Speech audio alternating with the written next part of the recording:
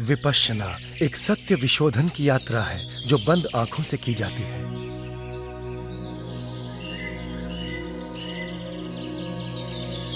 इस यात्रा का उद्देश्य केवल यात्री की उत्सुकता शांत करना नहीं, बल्कि इससे गुजरकर परिवर्तित होकर एक बेहतर जीवन जीना है।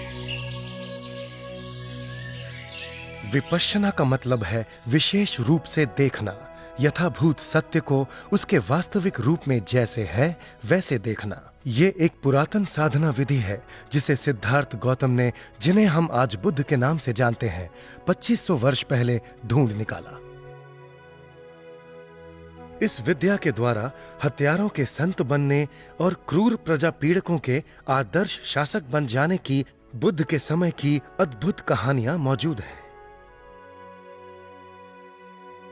समय बीतता गया, सभ्यताओं का उत्थान पतन हुआ, पीढ़ियां आईं और लुप्त हो गईं, किंतु दक्षिण एशिया में विपश्यना को यत्नपूर्वक सुरक्षित रखा गया और पीढ़ी दर पीढ़ी बढ़ाया गया। आज ये विद्या सिखाते हैं श्री सत्यनारायण गोयंका जी, एक भारतीय जो बर्मा देश में जन्मे पले बढ़े। गोयंका जी ने ये साधना अपने बर्मी आचार्य श्री सयाजी उबाखिन से सीखी थी। 1969 में गोयंका जी भारत आए और उन्होंने विपश्यना सिखाना शुरू किया। विपश्यना का शिविर 10 दिन का होता है। साधक साधिकाएं आर्य मौन का पालन करते हुए सुबह पौ फटने से लेकर रात 9 बजे तक साधना करते हैं। 10 दिनों के लिए वे एक मूलभूत अनुशासन संहिता का पालन करते हैं। हत्या, चोरी, झूठ, व्यभिचार और नशे पते से वो दूर रहते हैं। इस शील पालन के बिना मन इतना चंचल रहता है कि भीतर की सच्चाई की खोज हो ही नहीं सकती।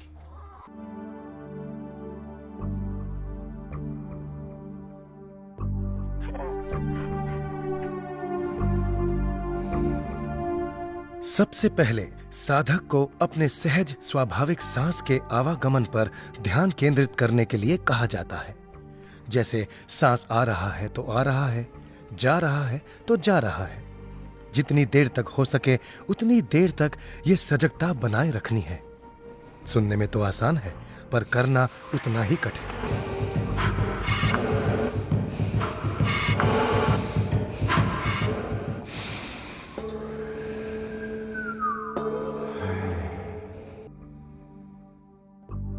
जब हम मौन साधते हुए स्थिर बैठते हैं तो मन में विचारों का प्रवाह बहने लगता है। यादों का, उम्मीदों का, आशंकाओं का एक सैलाब सा उमड़ता है।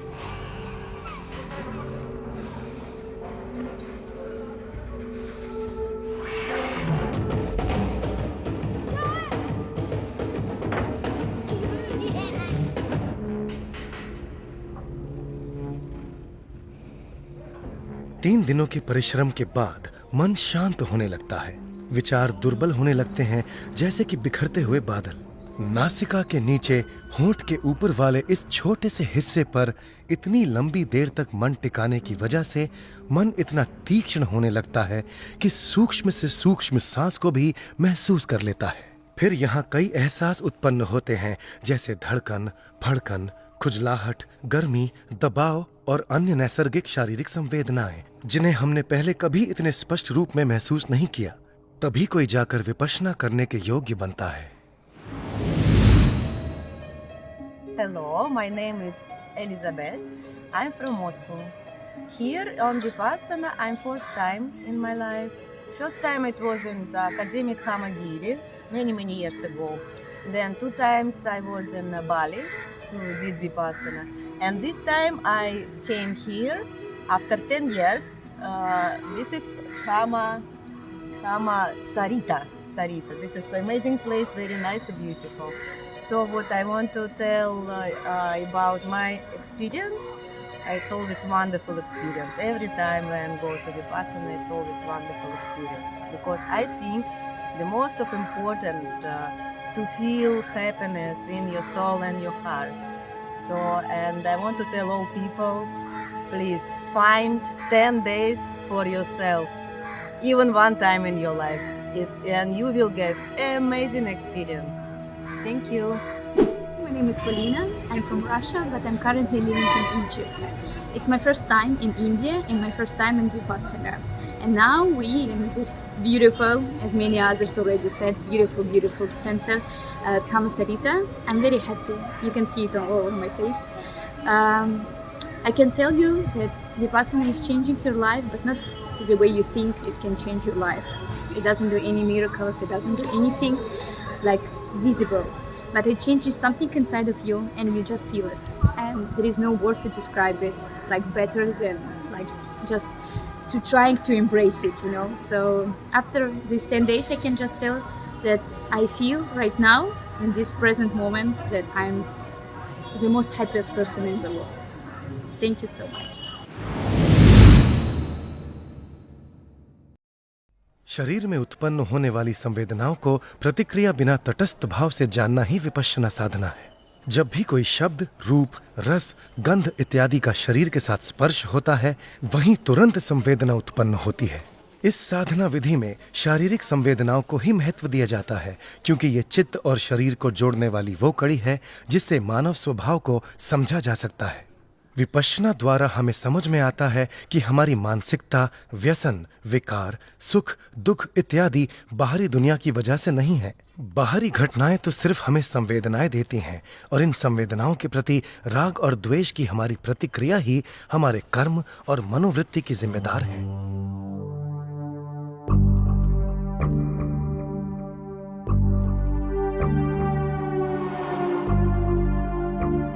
शिविर के चौथे दिन विपश्यना सिखाई जाती है। साधकों को शरीर पर होने वाली संवेदनाओं का, चाहे वे जैसी भी हों, उनका तटस्थ भाव से बिना प्रतिक्रिया किए यथाभूत दर्शन करना सिखाया जाता है। साधक स्वयं अनुभव करते हैं कैसे ये भय उत्पन्न होता है, नष्ट होता है, कैसे दुख भी उत्पन्न होता है, नष्ट होता है, सुख भी उत्पन्न होता है, नष्ट होता है। और वो केवल बुद्धि के स्तर पर ही नहीं, अनुभव के स्तर पर एहसास करते हैं कि कुछ भी नित्य शाश्वत नहीं है। नफरत, वासना, लोभ अब ये निराकार नहीं रहे। इन भावों के साथ जुड़ी हुई संवेदनाओं को देखकर, उनके अनित्य स्वभाव को समझकर मन के प्रतिक्रिया करने वाले स्वभाव को वास्तव में बदला जा सकता है। प्रतिक्रिया और दमन, इन दो अतियों के अलावा एक तीसरा उपाय है, दर्शन और केवल दर्शन। Hi, I'm Caroline. I'm from Germany. This is my first Vipassana. I did the course from the 1st March until the 12th of March. And before I came here, I was kind of loose, like lost, and I didn't have feelings, like sensations over my body. And now after the course, I can really feel my body, every part of my body, and I'm really happy to connect really with myself, with my inner world, and also with my body, with the physical level. And yeah, I really enjoyed this day over here. It's like feeling whole with the food, all the stuff is over there and helping. Every time when you have a question, when I had a problem, they were so nice. So I really recommend this place over here.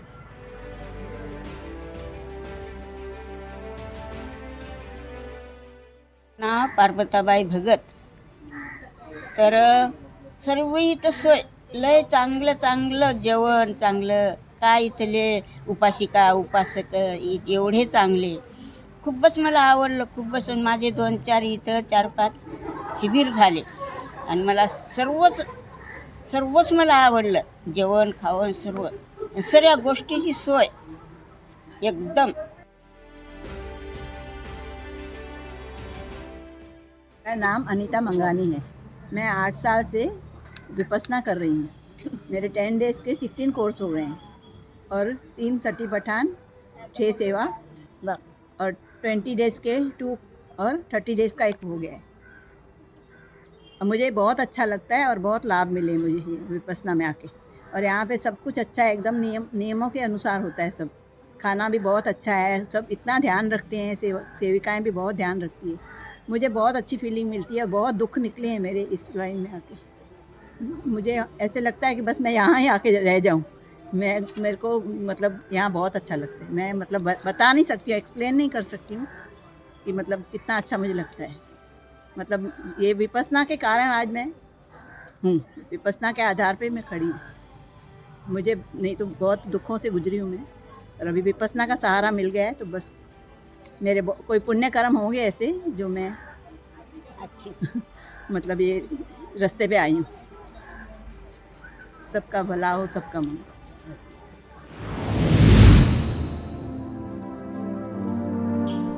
दसवें दिन सुबह मौन खुलता है।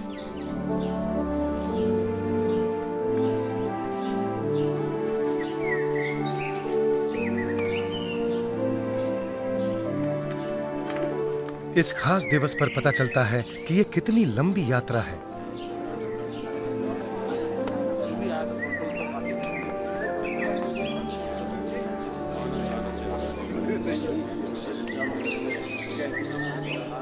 साधक एक बार फिर से बहिर्मुखी होते हैं और 10 दिन में पहली बार एक दूसरे के साथ बात करके अपने अनुभव बांट सकते हैं।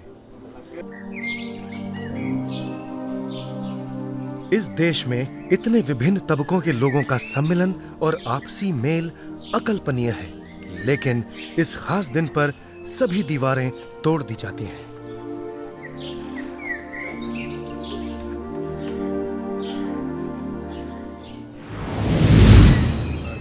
Hello, my name is Paul. I'm from Russia, and it's my first Vipassana experience. I came to India for 7 years already.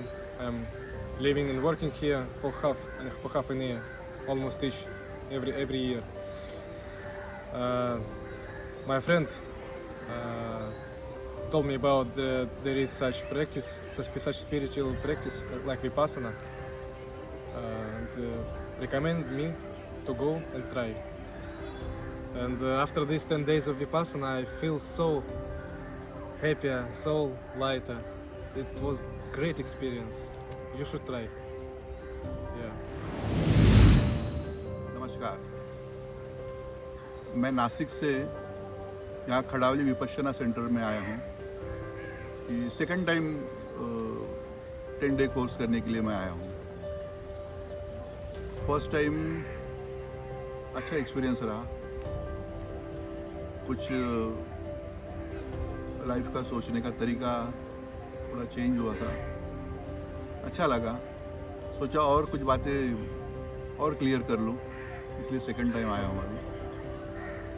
और मेडिटेशन तो एक अपनी जगह है, मेडिटेशन करना, मेडिटेशन की प्रैक्टिस करना और उसके बेनिफिट्स ये एक अलग जगह है। पर यहाँ आने से गुरुजी का जो डिस्कोर्स होता है उसमें लाइफ को देखने का जो एक नज़रिया होता है, हम जिस नज़रिए से सोचते हैं उसके अलावा भी कोई और भी नज़रिया होता है, कोई डिफरेंट थिंकिंग होती है। तो चीज़ों को कैसे देखा जाए, कैसे समझा जाए, कैसे परखा जाए, इसका नॉलेज बहुत अच्छा बढ़ता है। जैसे कोर्स करने के पहले मैं किसी के साथ रिलेशन, मतलब कोई फ्रेंड हो, फैमिली मेम्बर्स हो, बाहर हो, कोई वर्क प्लेस हो, वहाँ जिस तरह से सोचता था और ये करने के बाद में जिस तरह से सोच में फ़र्क आता है तो बहुत अच्छा लगता है। बेसिकली मेडिटेशन के बेनिफिट्स एक अलग बात है, वो तो इंडिविजुअल फ़ायदा होता है उससे। पर यहाँ आने से जो सोशल लाइफ में हम लोगों को जीना है, उसमें किस तरह से जीना चाहिए और आदमी ने किस तरह से कंटेंट रहने की कोशिश करनी चाहिए, ये कुछ चीज़ें बड़ी अच्छी असर करती है। अगर हो सके तो इसका फ़ायदा लेना चाहिए। Good luck, thank you.